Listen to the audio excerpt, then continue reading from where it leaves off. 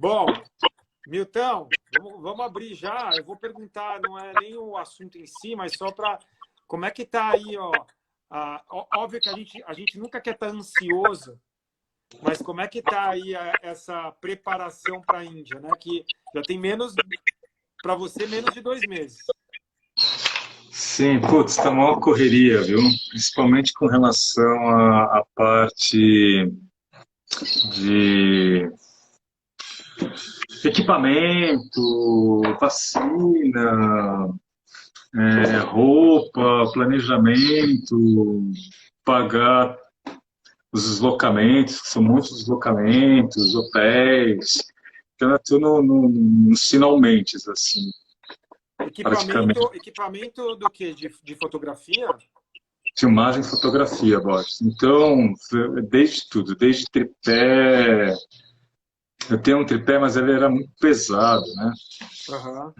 Aprender curso de fotografia, fazer um curso de fotografia, porque eu nunca me preocupei com isso, né?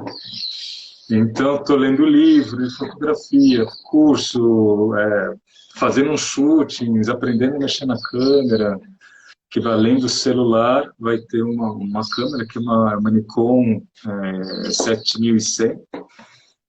Tem 3 objetivos diferentes. Ela é da minha esposa, ela que gostava de fotografia, mas ela não vai. Ela é minha filha, né? Então, elas estão me ensinando, eu estou estudando. Então, tudo isso está tomando tempo. Porque eu quero que, já que eu vou, o material que eu consiga seja um material muito bom. Que legal. Que legal. Daí estão perguntando quando será o lançamento do próximo livro. Olha, eu queria que tivesse sido esse ano, mas vai ser só o ano que vem. Tá? Só Ele para as acabou de pessoas saberem, o próximo vai ser o de Púdia. ser de Púdia. Vai ser o de Púdia. Próximo livro de Púdia. Então, ficou só para o ano que vem, que eu vou rodar mesmo o livro, né? E essa edição do livro de Púdia não vai ter o material que eu tenho fotografar na Índia, né? Isso vai ficar mais para frente. Mas o de Asana já vai ter muito material. Tá foda. Os templos que eu estou visitando vai desde o século IV até o século XI. E lá tem as imagens, acho que tem até século III depois de Cristo, né? Onde tem o Shiva incluído dentro do linga, chama Gulyaman, acho que esse é o nome. Então lá tem por volta do século III. Que E legal. tudo isso vai fazer parte dos asanas, né? Então aparece na Tarajasana. Quando que apareceu a primeira vez? Vrikshasana. Ele aparece também no século II, Mahabalipuram. Tem uma esculpida. Então essa a ideia. A ideia é documentar. Onde que apareceu? Onde que foi esculpido? Como que aparece os asanas? Então, no livro de asana já vai ter. O livro de asana está com 1.100 páginas já. Ele é um livrão, um livro de 1.100 páginas. Vai Ele ser traz dividido, provavelmente, né? Eu acho que não. Não? Eu acho que não, Borges. Dá para fazer. Tá? Eu acho que dá para fazer. Eu acho que não vale a pena dividir o livro. Tá? Até porque a maior parte do livro é consulta, né? Tem a parte inicial de leitura, o resto é consulta, quando a pessoa quer consultar algum asana em específico. Então, a princípio, eu não gostaria de dividir, tá? Mas vamos ver o que dá para fazer. Daí, em último caso, dividindo em 2 volumes. Volume teórico, volume de consulta. Perfeito. Milton, antes de eu jogar aqui o assunto de hoje, que me perguntaram, que está associado até com o seu livro, veio uma pergunta que eu acho que é interessante para a gente colocar o nosso ponto de vista, tá? Então é assim, ó, eu vou falar primeiro, aí depois você dá o seu aí. Então a pergunta foi: tem um assunto que em algum tempo busco reflexões. Sabemos que o conhecimento do yoga era transmitido de mestre a discípulo e que era feito de modo a escolher quem estivesse preparado para aquela missão. Hoje, basta pagar e a pessoa abre um espaço e passa a dar aulas de yoga. O que vocês pensam a respeito? Então, o que eu acho? Acho que, independentemente de quem for escolhido, anteriormente, os discípulos eram escolhidos, acredito eu, Milton depois confirma aí, mas os discípulos eram escolhidos pelos mestres e os mestres passavam conhecimento e esse conhecimento ia adiante. Hoje em dia, sim, você pode fazer cursos de vários tipos, cursos pagos mais curtos, cursos não pagos, mas, independentemente de qualquer coisa, eu acho que essa missão de ensinar yoga, de passar o conhecimento adiante, ele é algo que poderia ser muito bem feito pelo discípulo escolhido lá atrás, como poderia ser muito bem feito pela pessoa que está pagando atualmente numa formação X de qualquer tipo de yoga que seja. Assim como poderia ser muito mal feito pelo discípulo que foi escolhido, como se fosse o discípulo perfeito, e aquele discípulo dá um monte de problema, assim como pessoas que se formam, pagam e não dão nada. Eu acho que sempre vai sobressair as pessoas que tiverem o intuito real, verdadeiro, genuíno de querer ensinar o yoga, de querer fazer isso de uma forma verdadeira, de uma forma íntegra. Então, independentemente de estar pagando ou de não estar pagando, ser escolhido por um mestre, eu acho que o grande diferencial é se a pessoa ela faz porque ela realmente ama, porque ela realmente acredita e porque ela realmente vivencia aquilo. E até com relação a pagar, assim, pode-se dizer que tem uma história de um yoga chamado Milarepa. É um yoga que viveu na região onde atualmente é o Tibete. Naquela época fazia parte da Índia, porque a Índia eram diversos reinos, né? Eram diversos reinos, às vezes algum reino crescia mais e se transformava no império. Na época de Ashoka, praticamente tomou quase toda a Índia foi unificada. Mas o momento que a Índia esteve mais unificada foi durante o Império Britânico, tá? Não tem dúvida. Tá?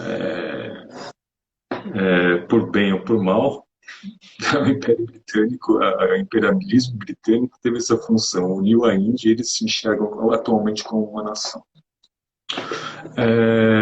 E nessa região dos Himalaias, esse Milarepa, ele tinha um mestre que era chamado Marpa.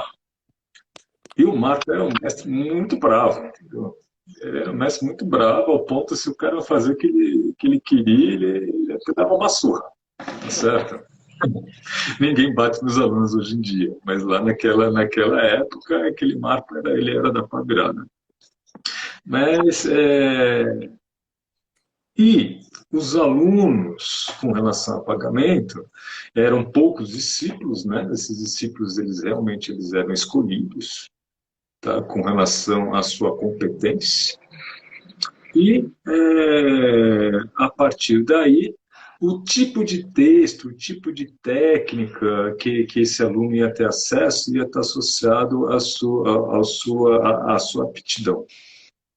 E esses alunos, eles pagavam, às vezes, o preço deles em ouro. Até tem um trecho do momento em que um discípulo precisava receber uma iniciação do Marco, e para provar que ele era valoroso, ele pegou tudo que ele tinha. Imagina, você pega tudo que você tem, pega tudo que você tem. Você põe num carro, leva em direção à casa do mestre, dá para o mestre falar, isso é tudo que eu tinha. A única coisa que ficou para trás é uma cabra manca, que por ser manca ia dar tanto trabalho para trazer, que a gente preferiu deixar. Daí o que o mestre fez, o tal do Marpa? Não. Se você se doou totalmente, traga até aquela cabra manca. Tá certo? Então, quando você pensa em pagamento, ano passado não era bem assim, tá certo? Pode ser que você não tivesse recurso financeiro para pagar. Esse é o caso do Milarepa. O Milarepa não foi o que trouxe até a cabra manca, mas é discípulo do mesmo mestre. E o Milarepa ele chegou lá com uma mão na frente e outra atrás. E ele fez o quê? Ele trabalhou. O Marpa fez ele construir casa. Mas ele aprendeu o que ele precisava e ele chegou na meta, segundo a história. Tá? Então, com relação a pagamento, assim, o conhecimento ele precisa ser valorizado, tá certo? E na nossa sociedade, na sociedade atual ainda, a coisa mais importante que se tem é conhecimento. Tá certo? Conhecimento, a sacada, a ideia. Hoje em dia, se paga uma fortuna por uma grande ideia. Tá certo? Sim. Por uma sacada, por um conhecimento específico. Também tem aquela outra história muito interessante que o mestre De Rose costumava contar, e que é de vulgo comum, que era assim, tinha um navio, e o navio estava com barulhos esquisitos. E a tripulação estava com medo de sair com o navio, porque com aquele barulho parecia que algo ia arrebentar. E daí contrataram um cara, e o cara, para ele arrumar a questão do navio. Daí não conseguia. Eles contrataram outro, ninguém conseguia arrumar o raio do barulho. Até que finalmente acharam um. Essa pessoa fez o scanning dele no navio, daí ele encontrou um cano, foi lá no cano e deu uma martelada. Pau! No que ele deu uma martelada, o barulho sumiu. E daí veio a conta, né? Para a empresa do navio pagar. E a conta era astronômica, né? Muitos números. Daí falaram para ele, mas como assim? Você só deu uma martelada? E você está me cobrando esse valor? Daí ele falou, não tem problema. Daí ele faz um invoice detalhado. Martelada, R$ 1. Saber aonde martelar. O resto do númerozão, entendeu? Então, o conhecimento ele deve ser valorizado. Com relação a ser o discípulo escolhido, eu acho que isso continua hoje em dia. É que você não se deu conta, tá certo? Porque existem vários graus de conhecimento, existem vários níveis de conhecimento, existem vários preços, existem muitos professores com muitas qualidades distintas, tá certo? Então, talvez não seja uma pessoa olhando as aptidões do discípulo, classificando ele em categorias, como os tantras fazem, Pachu, Vira e Divya, mas o processo ele acaba acontecendo organicamente, naturalmente, tá?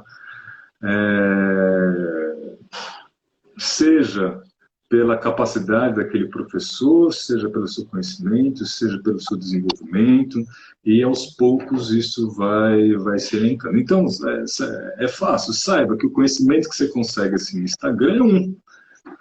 Provavelmente ele é mais uma visão geral, ampla. Raramente ele fala o que fazer e como fazer. Vocês já perceberam? Então é muito comum, sem querer, vocês entram em funil de venda, né? Todo mundo sabe disso, isso não é novidade alguma para ninguém, tá certo? Que você tem aí, por exemplo, um nível de conhecimento dado no Instagram, depois isso vai afunilando, e para ter o conhecimento X, Y, Z, que poucos têm acesso, você tem que pagar uma fortuna. É isso. Assim, tá certo? É desse jeito. Também, da mesma forma, existe, por exemplo, hoje em dia, existem aquelas pessoas que não sabem nada, mas que querem cobrar como se soubesse. Verdade. Existe isso. E daí faz parte do aluno, aos poucos, ir diferenciando, discernindo. O grande problema da nossa sociedade não é falta de conhecimento disponível. Tem muito conhecimento disponível. A questão que a nossa sociedade tem diante a face é como selecionar aquilo que é bom, aquilo que não é bom, aquilo que serve, aquilo que não serve, aquilo que é efetivo, aquilo que não é efetivo. Eu acho que o grande ponto aí, acho que a pergunta que veio, eu acho que é mais no sentido de a pessoa, ela às vezes nem tem a preocupação nem se preocupa, talvez nem curta tanto yoga, mas a pessoa ela vai pagar e vai virar professora ou professor.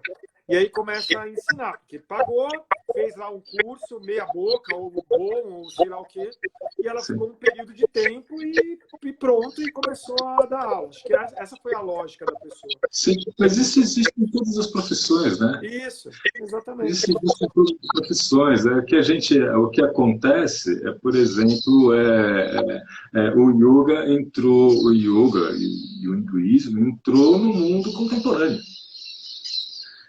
O raciocínio de funcionamento do mundo não é mais o mesmo. Tá certo? Não dá para voltar atrás.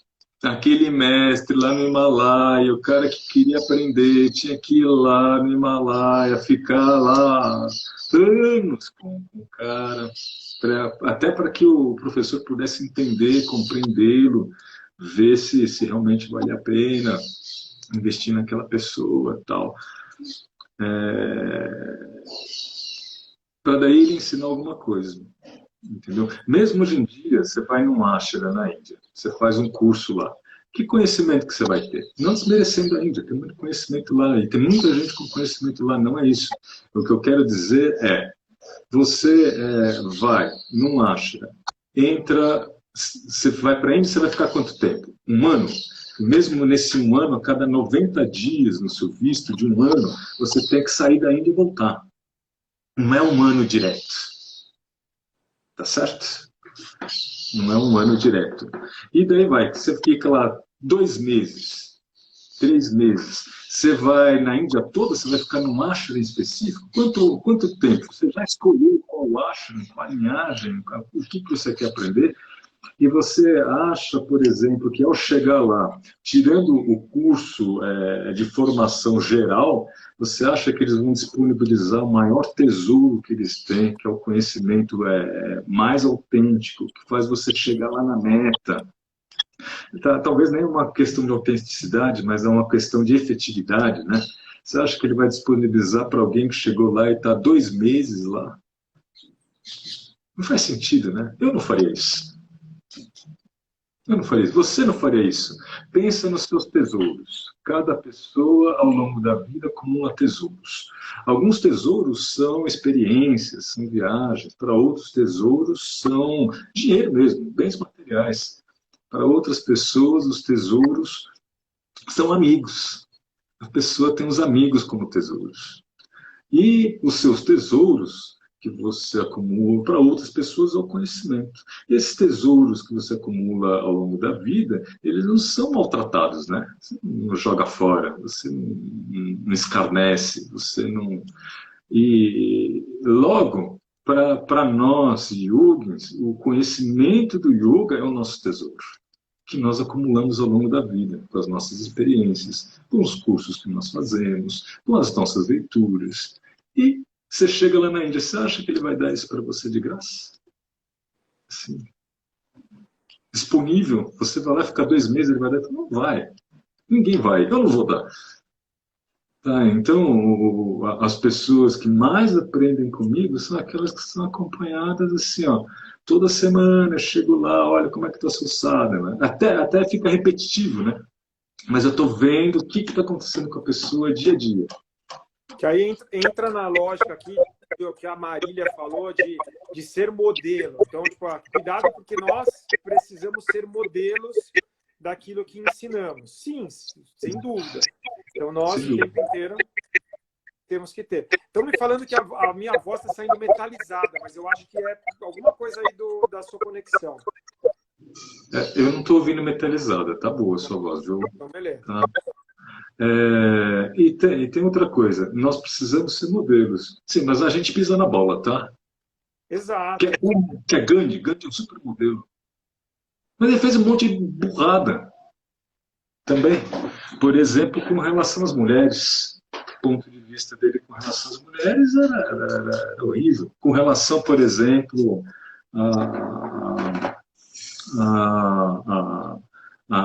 as estátuas, por exemplo, a conexão dele com a esposa. Então, assim, grandes luminares da história, que foram exemplos de algumas coisas, tinham outras condutas que não eram boas. E até, por exemplo, a verdade muda tanto, né? A verdade muda tanto no sentido de que, dependendo da ótica que você enxerga para uma determinada coisa, cada pessoa enxerga diferente. Tá certo? Então, toda verdade vinda da personalidade é uma verdade parcial. Mesmo nos estados de samadhi, você entra no estado, você tem experiência, você volta, a hora que você vai explicar, já está distorcendo tudo. Você abriu a boca, o primeiro ar, a personalidade ela já entra ali, já mastigando e encaixando as coisas em escaninhos. Tá certo? Por quê? Se eu fosse um grande musicista e tivesse uma experiência desse estado expandido de consciência, a hora que eu vou explicar, eu explico como. Como música.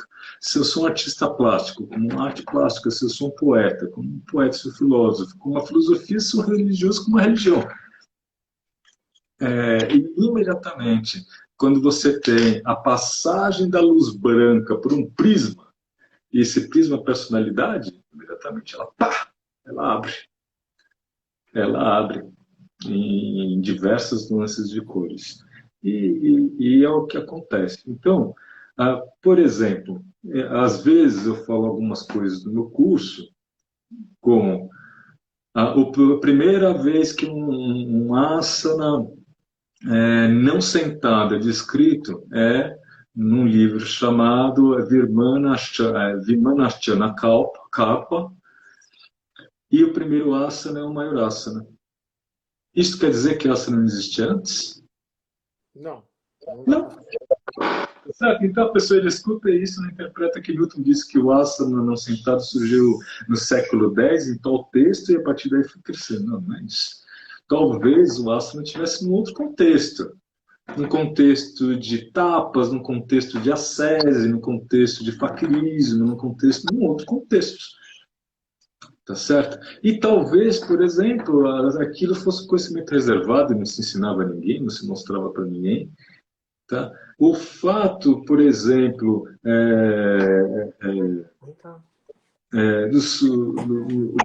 do mestre De Rose dizer que só Swastika Yoga é o yoga antigo e que ele tem raízes Samkhya e Tantra, isso quer dizer que realmente ele é o yoga que foi ensinado lá no Vale do Indo? Não. Isso aí vem de uma ideia que vem do livro de Mukeliade. E quando ele desenvolveu, quando percebeu o tipo de yoga que ele praticava, ele falou, putz, esse yoga parece ser com essa cara. E daí formatou-se dessa forma. Entendeu? Mas certeza absoluta, ninguém tem. Ninguém estava lá no Vale do Indo, né? Você não estava lá no Vale do Indo? Até é questionado se nasceu no Vale do Indo, se não nasceu no Vale do Indo. Tem gente se estapeando até agora,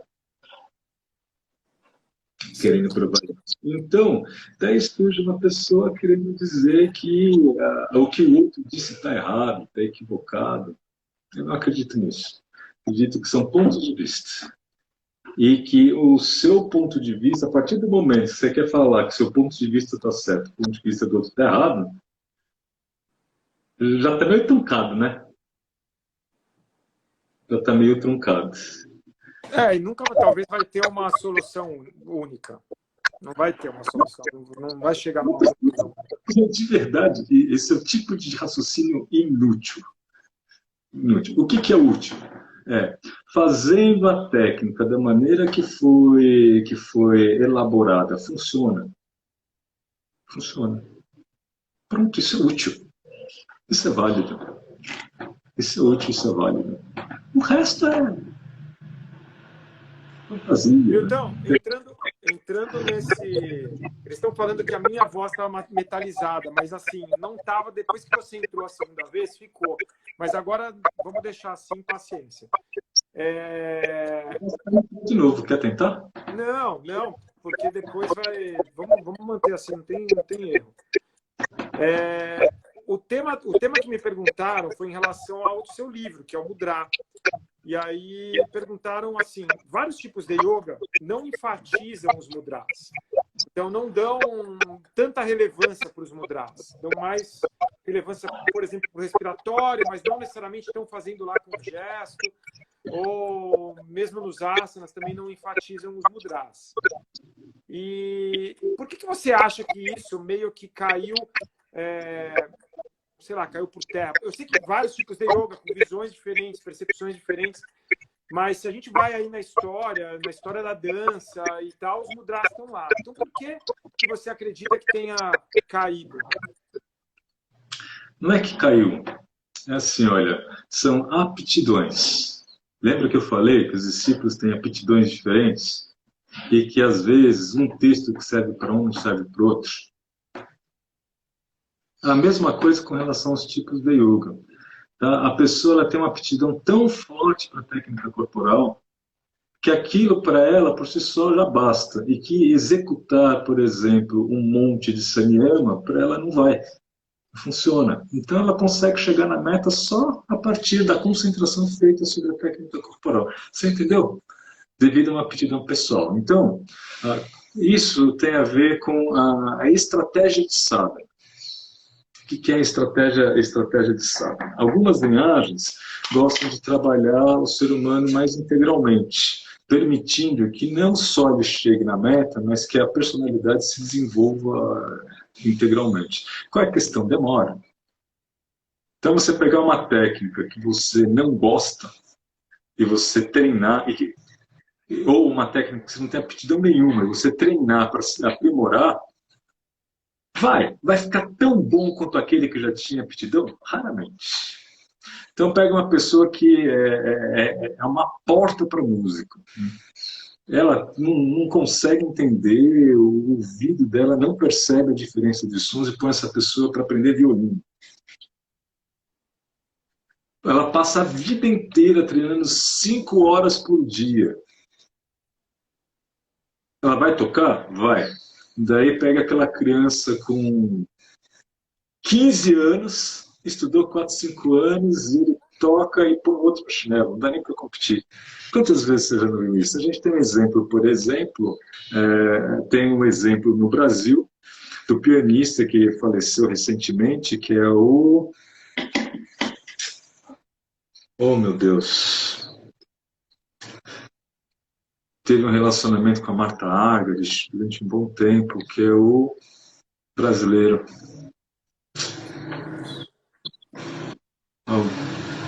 Tá. Começou criança e sempre foi uma sensação, sempre foi sensacional. Bem, eu não vou me recordar o nome, infelizmente. E criança tocava, eu vou dar um exemplo, eu toco piano, eu aprendi a tocar piano. E para mim era sempre complicado, né? Eu sempre produzia música, estudava tal. Daí, no colégio, encontrei um colega que tocava também. A gente montou uma banda. Ele tocava bateria, tocava violão e piano. Ele sentava no piano e tocava coisas que eu não tocava. Estudava, mas eu não estudava. Então, isso é aptidão pessoal. Tá? Que tem diversas causas. Genética, ambiental, família, certo? Kármica. Essa genética é o seu karma, né? Faz parte do seu karma, chamado Prarabdha Karma, o karma que apareceu, que está em funcionamento. Tá? Então,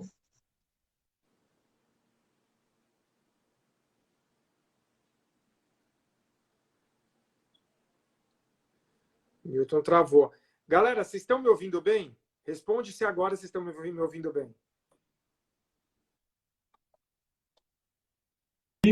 para romper a barreira do comum e chegar na meta.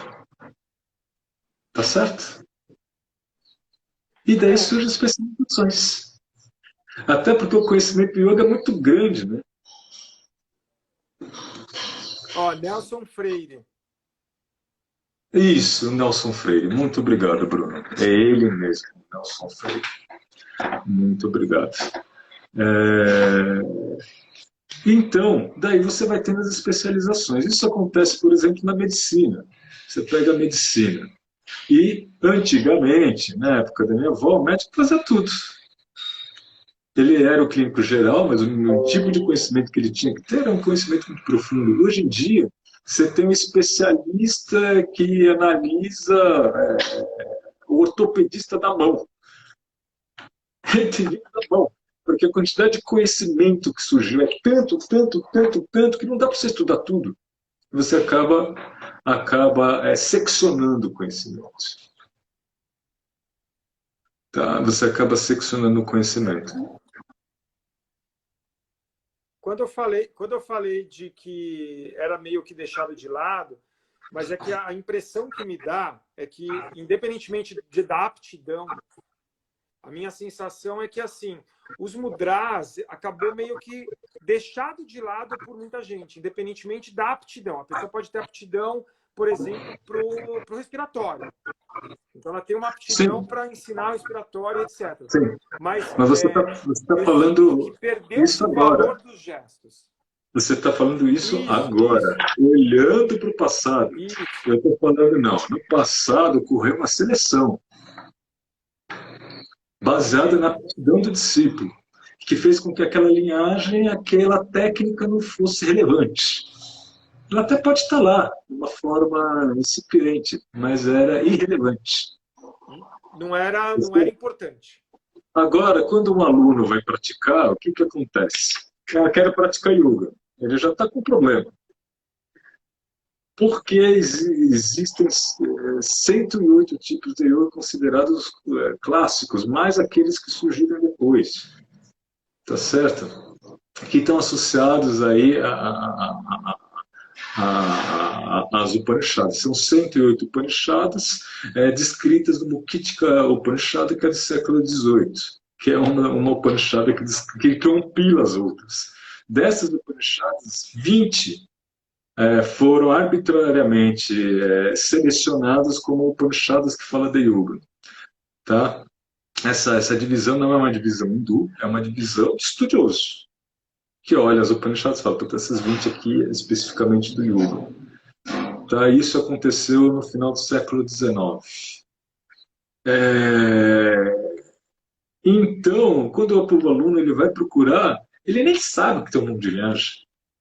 Nem sabe que existe a metodologia do Iyengar, não sabe que existe a metodologia do filho do Krishnamacharya, desse Kashar, o Ashtanga Yoga, todos associados ao Hatha Yoga, com origem dentro do Hatha Yoga. Ele nem sabe que existe Hatha Yoga, talvez ele tenha ouvido de orelhada, tá? Mas ele não sabe, por exemplo, que existe Swasti Yoga, então ele quer praticar Yoga. Daí um amigo recomenda, ou ele olha na internet, ele se identifica, ele entra naquela escola. Aquela escola pode ter mudra, pode não ter. Tá, então, o processo é um processo diferente do que acontecia no passado. Aconteceu um processo de especialização. Daí, até hoje, o aluno, quando ele cai na escola, ele cai naquela escola não porque ele entende que aquela escola é melhor para você. E mesmo o professor vai receber aquele aluno, ele não avalia se aquele método vai ser o melhor método para ele. Tá? Concordo. Daí ele entra e começa a fazer. E pode ser que em algum determinado momento, quanto isso já não aconteceu com nós professores, num determinado momento você percebe, putz, está faltando alguma coisa. De repente é o mudra. Uhum. Tá certo? Não, sem dúvida. Sem dúvida. No nosso caso, que ensinamos o Swastika, pelo menos eu acho que a nossa visão é essa. Às vezes está faltando um elemento ali. Se eu não dou, às vezes está faltando um elemento. E mesmo assim, quando o aluno entra, eu vou fazer um outro paralelo. É o paralelo de quando eu comecei a praticar. Quando eu comecei a praticar era assim, olha, eu entrava, a minha primeira professora dava Ashtanga Sadhana, com 8 partes, e eu iniciei nem pensando em asana. Eu queria era aprender a meditar, eu queria aprender a respirar, eu queria atingir estados de consciência, porque era o samadhi, paranormalidade, porque eu tinha lido num livro. E aquilo tinha me encantado. Então eu entrei com essa ideia. E daí eu vi que tinha asana. E eu me identifiquei com asana. Sem querer. isso é muito comum. O aluno novo, quando ele começa, o asana chama atenção porque é ali, ó. Under the skin. Under the skin, ali, ó. Então, asana e kriya são coisas físicas, palpáveis, que você sente mesmo. Então, logo nos primeiros meses, para mim, quando a professora não dava asana, eu pensava, ela está meio cansadinha, né, coitada? Então, ela meio cansadinha, está com seus 50 e tantos anos, 60, eu estou com quase 50 agora, né, pensando. Está com seus 50 e poucos anos, está meio cansado, não estava a fim de dar asana, não deu. Mas eu sentia falta. Tá? Isso acontece com o seu aluno. Ele entra na aula de Ashtanga, sabe? Se você der só mantra, ele vai falar: ih, esse professor enrolou a aula. Não vai te falar, mas vai pensar, tá certo? Ou vai pensar: ai, que chato, uma aula sobre mantra. Então você vai percebendo que mesmo o aluno, ele vai passar por um processo de conhecimento e de desenvolvimento e de aperfeiçoamento nas técnicas. Começa pelo físico, pelo kriya, pelo asana, depois ele vai descobrir o pranayama, depois ele vai se utilizar, ele vai descobrir o mantra, com o mantra vem o puja, a última coisa vai ser semena.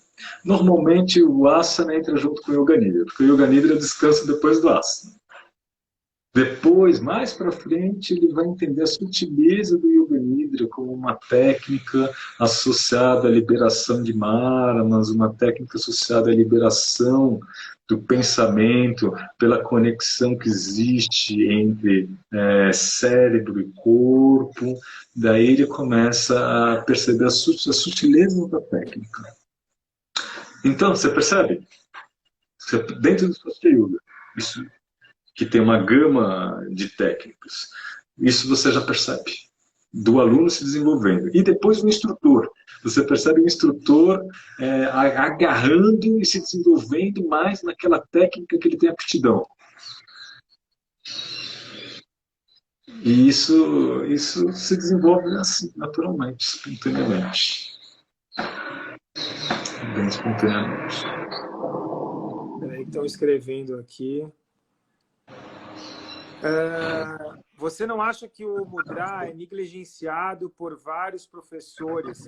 Parece que muitos professores esquecem de incluir e mostrar a importância para os praticantes. Às vezes não faz parte do repertório técnico dele, porque aquela linhagem não tem. Ou tem aqueles mudras específicos para aquele objetivo. E às vezes o aluno não está preparado para aquela técnica também. Ou, por exemplo, vou pegar no Swastika Yoga. Falar do Swastika Yoga. O Swastika Yoga tem um mudra dentro dele. Está lá na tratada. 108 mudras. Tem mais mudras? Tem um monte de mudra. Tem mudra, se você começa a entrar, tem mudra dentro do budismo. Tem mudra conectado entre o budismo e o hinduísmo. Assim, tem mudra que não acaba mais. Tá? No Swastika Yoga selecionaram 108. Dentro desses 108, 56 provém diretamente da dança, com a finalidade de dar suporte para a coreografia. Por quê? Porque no Swastika Yoga o asana é feito na forma de passagem. Então o mudra ele entra ali, o mudra da dança. Mostrando uma conexão, que é uma conexão antiga entre a dança e o yoga. Existe essa conexão, ela não é recente. Estou ouvindo, então. Ela é bem antiga.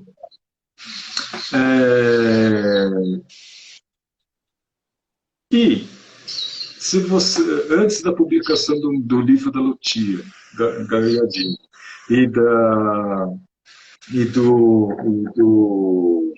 meu livro, dentro do Swastika Yoga, não tinha uma descrição detalhada dos mudras.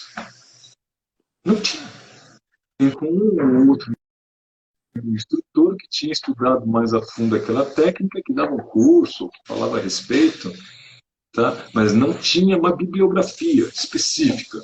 pega o mudra e fala, ó, esse mudra ele tem origem em tal lugar, esse mudra é do hinduísmo, esse mudra junta ele duas tradições, ele aparece em duas tradições, é o caso do Atma Mudra, ele aparece tanto no budismo com o nome de Jnana Mudra, quanto com o nome de Atma Mudra ou Brahma Mudra, tá certo? E depois fala, do ponto de vista de arquitetura aparece em tal texto, do ponto de vista de visualização, tal visualização, do ponto de vista de efeito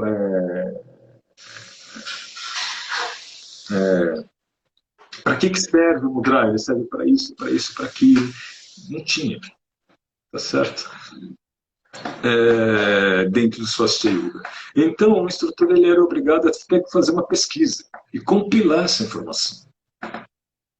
Tá certo? A maior parte dos instrutores estão mais preocupados em conseguir dar as aulas e fazer o seu dinheirinho, porque esse tipo de pesquisa leva tempo. É custosa. Então, você pega. O livro do professor Milton ele é um livro caro, é R$ 298. Não é o preço.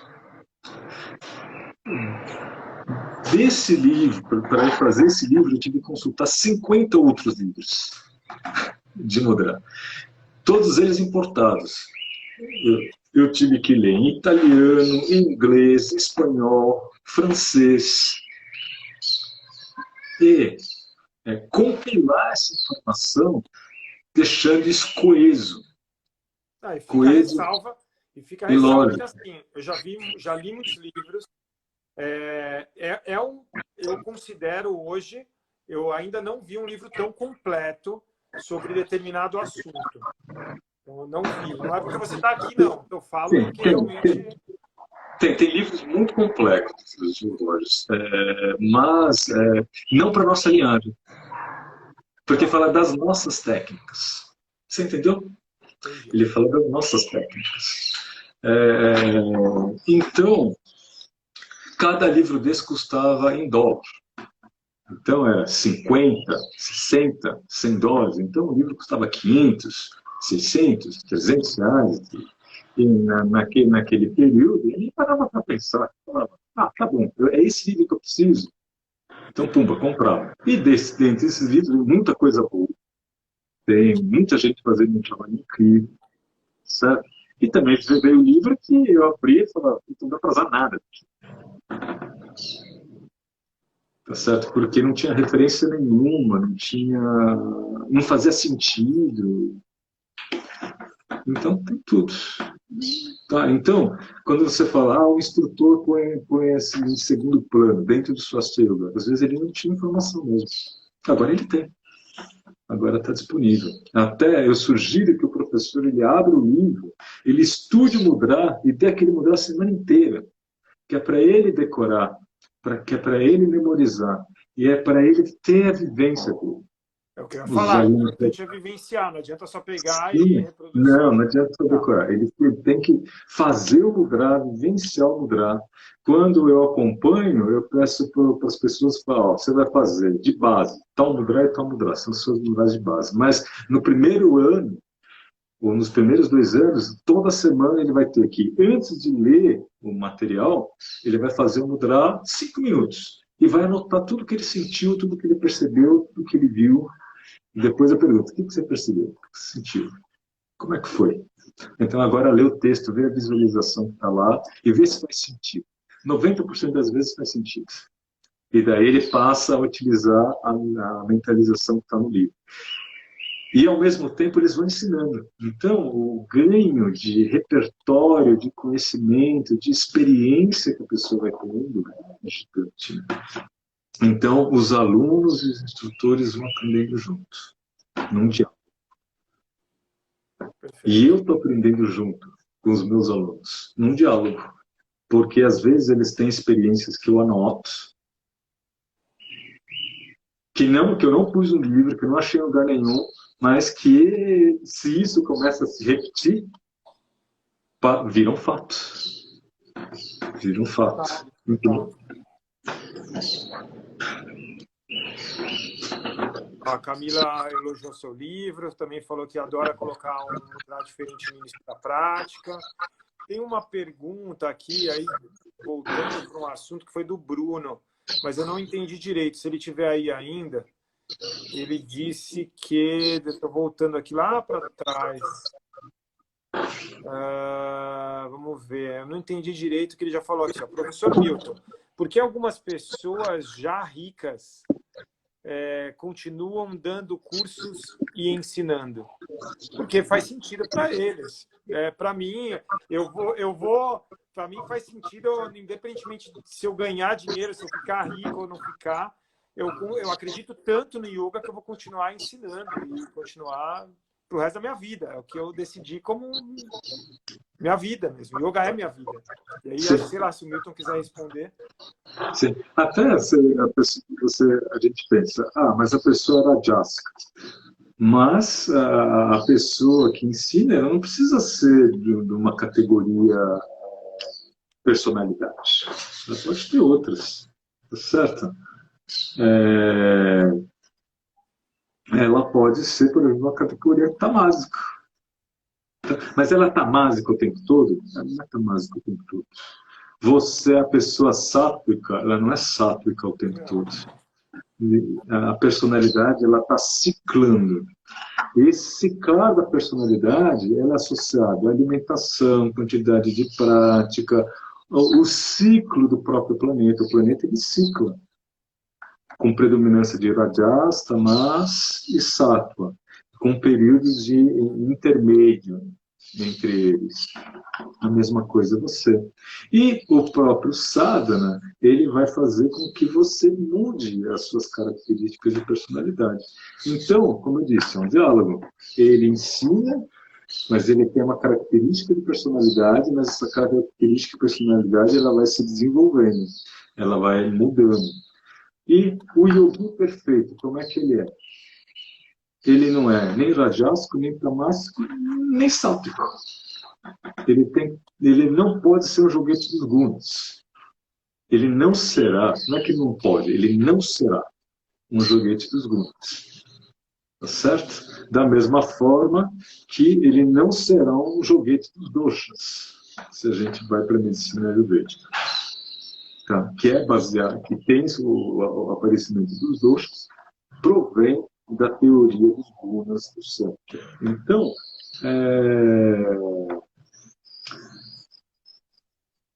a grande pergunta que o professor deve fazer é por que ele ensina? O que motiva a ensinar? Sem contar que é uma profissão incrível. Uma profissão incrível por quê? Porque você faz o seu horário. Você trabalha com quem você quer. Você pode escolher o tipo de público que você trabalha. Você pode trabalhar sozinho. Você pode trabalhar com um monte de gente. Você pode trabalhar viajando. Você pode trabalhar de roupa social, num evento, num curso, ou você pode trabalhar de roupa informal. Você faz algo que ao mesmo tempo que você ensina te faz bem. Por exemplo, quando eu dava mais aula ao vivo, presencial, eu tinha meu corpo muito melhor do que eu tenho agora, porque eu fazia junto. Fazia os asanas junto, eu treinava junto, mesmo corrigindo, olhando.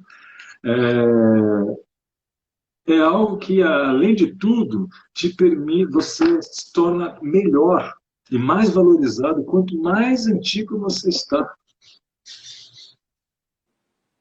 Quanto mais antigo você está, você torna-se melhor. A menos que em algum momento você tenha Parkinson, você tenha Alzheimer, esqueça tudo que você tem, mas você vai se tornando mais conhecedor e mais capaz de fazer com que o aluno chegue na meta. É total um acúmulo de conhecimento, de vivência, de experiência, por aí vai. Sim. E se você realmente se tornar um bom professor, conhecido e procurado, você vai ter uma boa renda. Tá, eu ganhei dinheiro minha vida inteira? Não, passei muito perrengue. Passei perrengue. Principalmente no começo da profissão, tudo começo de profissão é duro, viu? É duro. Era assim, Será que dá para pôr gasolina no carro? Hoje não dá. Porque quando parava o carro no meio do caminho, deixava o carro estacionado e ia correndo na aula. Chegava correndo, esbaforido e dava aula. Milton, eu já contei isso várias vezes. Durante anos, nos meus 4 primeiros anos, 2000 a 2004, muitas vezes eu não sabia o que eu ia comer, nem no almoço, nem no jantar. Nem no Muitas vezes almoço, nem no eu cheguei, jantar. eu não sei se você lembra da Paty, da minha ex-namorada, muitas vezes eu cheguei, eu e a Paty terminávamos de dar aula 11, 11h30, e a gente ia para casa, que era na Granja Viana, e bem depois, né? Granja Viana, porque todo mundo conhece, mas é bem depois da Granja Viana. E no caminho, a única coisa que eu conseguia comprar, porque eu não tinha dinheiro, era comprar a esfirra do Habib's, que era R$ 1, sei lá quanto. Era R$ 1, é. E aí eu comprava aquilo, era o que eu tinha para comer. Sim.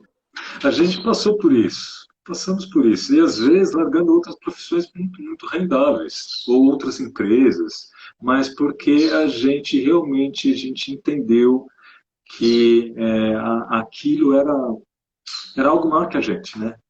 Eu costumo brincar que é um chamado, né? Eu fui chamado para fazer isso, me identifico, eu amo isso. O que eu faço hoje na minha vida é a coisa que eu mais amo no mundo,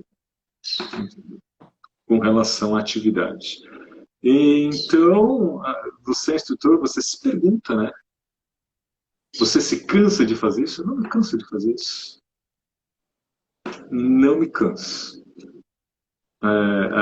O que me cansaria no yoga? Me cansaria, por exemplo, gerenciar a equipe. Isso me cansaria. Mas a gente da yoga pode se tornar uma via de aprendizado. Mas, por exemplo, isso é um tipo de coisa que eu não quero fazer. Porque até a profissão me permite escolher isso.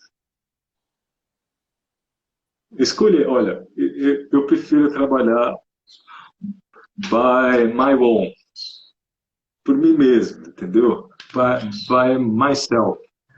Tudo bem, você pode fazer isso, você pode ser muito bem sucedido fazendo isso. Não, eu gosto de gerenciar equipes, eu gosto de ver as equipes. Cara, dá para fazer isso também. Então é muito maleável. Então, ao meu ver, mesmo tendo tido dificuldade no começo de carreira, eu vejo que é uma profissão incrível. Concordo. Super concordo. Bom, Milton, tem mais alguma coisa aí que você queira falar? Não sei, estava olhando aqui as mensagens, mas eu me perco aqui, esse negócio está para lá e não vai. Eu estou lendo todas, mas está bem condizente com o que a última aqui foi do João, que ele falou, alguns diriam uma maldição. Então, não, em relação à profissão. Eu falei assim, olha, aí depende de como você enxerga. Eu acho que o processo em si, ele é um processo como qualquer profissão, que é um processo difícil. Qualquer profissão. Então, não sei se quem é professor hoje de yoga teve outra profissão, porque tem algumas pessoas que nunca tiveram uma profissão anterior, mas eu já tive empresa, eu já fui vendedor de loja, eu já fui entregador de pizza, eu já fui de tudo. E assim, eu acho que tudo tem que ser uma coisa que eu acho que até a Marília que falou aqui, que foi... Não vou lembrar aqui o que ela me disse, ela falou aqui no texto, mas ela falou que a atitude dela era isso, não é gratidão, mas é de entrega. Então, uma entrega. É uma entrega. Então, assim, eu me entrego de corpo e alma, eu me entrego pro que eu faço. Eu acredito, eu valorizo, eu me satisfaço com cada aula que eu dou, com cada aluno que é transformado, com cada pessoa. Então, isso para mim, independentemente de eu ganhar ou não ganhar, eu fiquei aqui quando eu não estava ganhando. Mas agora eu enxergo que é uma profissão viável, que é uma profissão possível. Que a gente consegue, por exemplo, o Milton está lá, indo para a Índia, ficar 3 meses e consegue isso. Nem todo mundo conseguiria com uma outra profissão. Sim. Sim. E não só, ainda vou estar lá, ainda vou continuar trabalhando. Exato. Para pensar. Por quê? Porque todos os instrutores que eu acompanho vão continuar fazendo aula comigo. Exato. Durmo um pouco mais tarde, acordo um pouco mais cedo, encaixo na minha agenda e pronto. Como eu. A gente vai falar de madrugada dando aula, Milton. Então, o raciocínio é: por que que você é um professor? Por que que você é professor? Agora, não, você não é professor de yoga. Agora, eu te pergunto, por que que você faz o que você faz? Por que que você levanta às 5 da manhã, às 6 da manhã, sai nesse frio e vai fazer o que você faz? Eu amo o que eu faço. Então, se sua resposta é porque eu preciso de dinheiro, para pensar. Será que daqui a 40 anos, você olhar para trás, isso não vai ser um troço meio frustrante? Não vai ter chegado a 40 anos. Tá, eu costumo dizer, minha ideia não é ofender. Eu sei que cada pessoa tem uma realidade distinta, mas é simplesmente para fazer você pensar. Olha só, tá vendo isso que eu tenho na mão? O que é isso? É uma pilha. Tá, uma pilha. Não. Isto é você indo trabalhar só por dinheiro.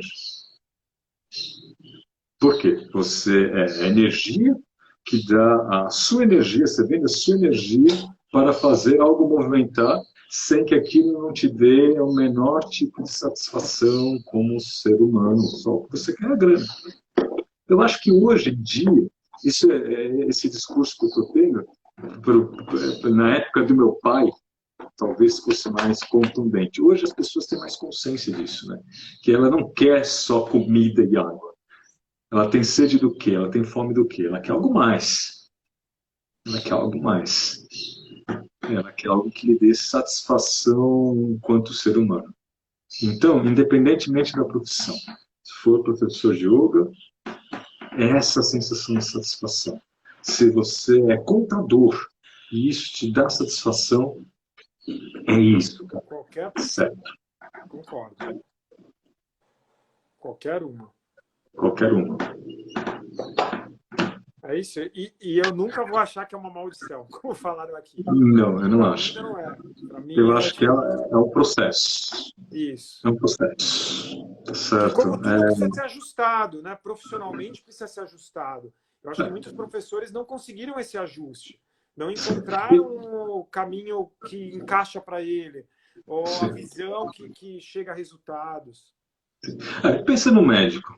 Ele estuda quanto tempo? Depois que ele terminou o colégio, ele fica aí 2, 3 anos fazendo vestibular.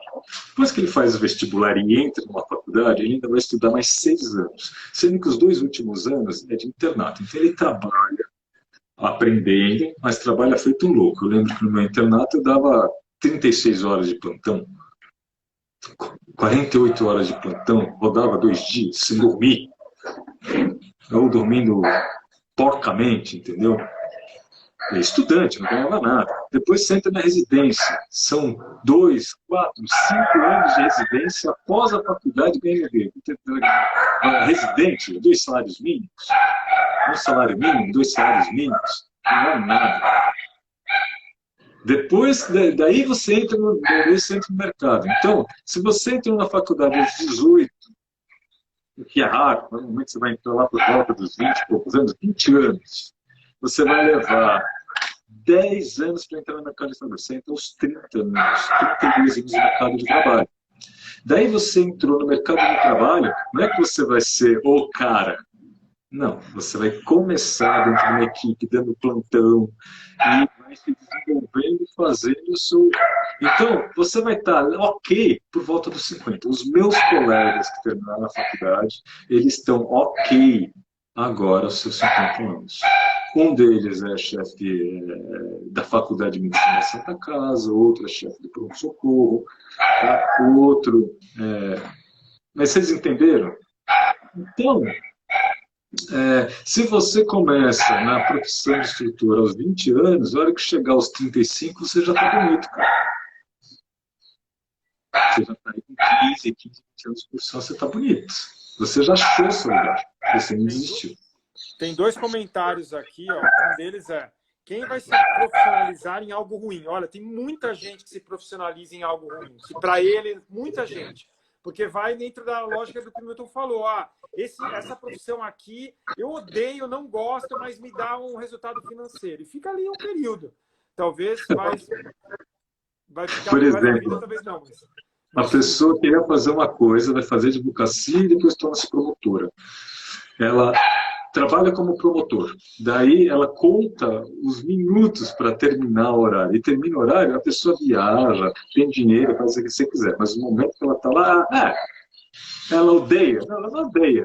Mas faz porque tem que fazer. É o que funcionou, vai, É digamos o que assim. funcionou.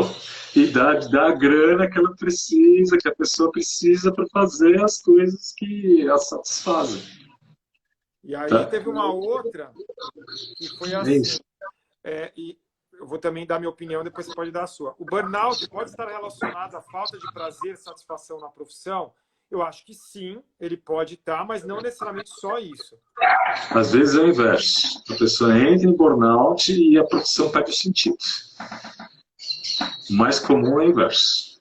Porque o burnout, essa definição, ela surgiu justamente estudando a área de saúde. Médica, né? Dos médicos. Médica, tá? Principalmente a área médica. E daí o que acontece? É um nível de exaustão que a pessoa não vê, de cansaço mental e corporal, que a pessoa não vê mais sentido naquilo. E ela acha que ela é fajuta, que aquilo que ela faz não tem função e sentido algum. Tá certo? E normalmente o que começa? O médico começa a atender mal os pacientes. Normalmente atende mal, comete erro, faz besteira, porque é um nível de exaustão imenso. Eu sinto assim, olha, a maior parte das pessoas falam sobre burnout e não viveram o que é realmente um burnout. Sim, burnout é assim. Eu lembro quando, às vezes, os instrutores da escola, quando eu tinha escola, falavam que eles trabalhavam muito. Eu falava que trabalhava muito. 8 minutos. Você chega aqui às 10. 8 da noite acabou.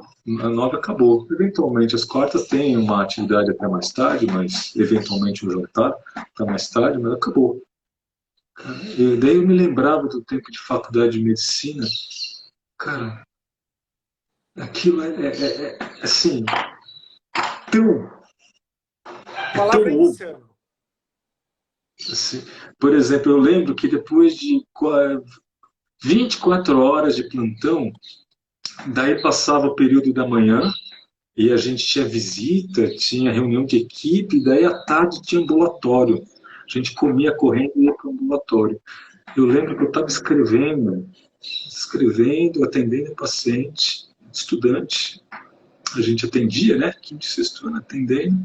Daí, de repente, doutor, você está bem? Ele toca assim e acorda assustado. Dormi escrevendo. Eu já vi muitos alunos meus médicos escreverem algo parecido. Cara, não, aquilo não existe assim. E a vida útil das pessoas que fazem isso é muito pequena. Tipo, normalmente os médicos eles fazem isso e depois, logo em seguida, fazem até para ganhar dinheiro e depois acabam desistindo. Né? Ei, rapaz. Tem um rapaz aqui que já está com fome. Olha só, ele aqui, ó, tá me chamando. Né, Pachu?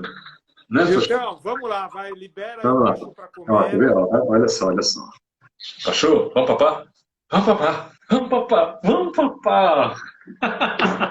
Vamos lá, Então, Pachu. vai lá dar comida para ele. Galera, obrigado aí. Se alguém tiver algum assunto de interesse, me manda.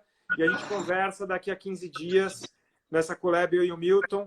Aproveitando antes da gente ir para a Índia. Então, é isso. Milton, aproveita aí a semana. Beijão. Saudade. Beijão, Tá? Tchau, tchau. Beijão.